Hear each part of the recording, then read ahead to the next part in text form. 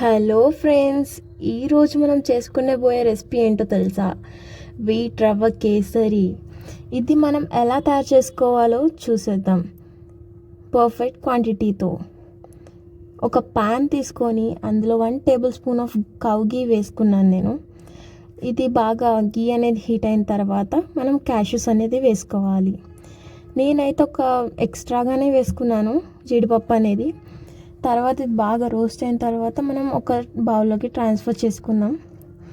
మిగిలిపోయిన గీ ఉంటుంది కదా, ఆ ప్యాన్లో మనం దాంట్లో కొంచెం వీట్ రవ్వ అనేది వేసుకోవాలి.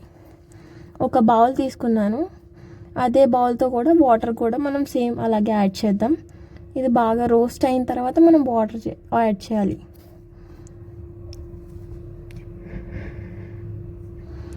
బాగా మిక్స్ చేయండి దీన్ని. ఇది బాగా అబ్జర్వ్ చేసుకోవాలి రవ్వ వాటర్ అనేది. బాగా హీట్ అయిన తర్వాత మనం షుగర్ అనేది వేద్దాం. ఒక కప్లో మనం ఎంత అయితే తీసుకున్నామో దానికి హాఫ్ క్వాంటిటీ షుగర్ వేసుకుందాం.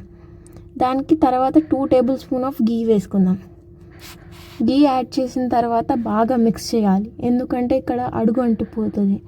ఎందుకంటే ఈ రవ్వకి స్టిక్కీ నేచర్ అనేది ఎక్కువ ఉంటుంది. ఈ స్టిక్కీ నేచర్ వల్ల కింద అంటుకుంటుంది, మనం ఏ హల్వా చేసినా కేసరి చేసినా కూడా. అందుకని ఇక్కడి నుంచి మనం బాగా మిక్స్ చేస్తూ ఉండాలి. వాటర్ యాడ్ చేసినప్పుడు కూడా గీ యాడ్ చేసినప్పుడు కూడా బాగా మిక్స్ చేస్తూ ఉండాలి, ఇక్కడ ఆపకుండా. ఇది బాగా జ్యూసీ టెక్స్చర్ అనేది సపరేట్ అయిపోయి ఉంటుంది. చూడండి, ఇప్పుడు ఇలాగా అయ్యేంత వరకు మనం మిక్స్ చేయాలి.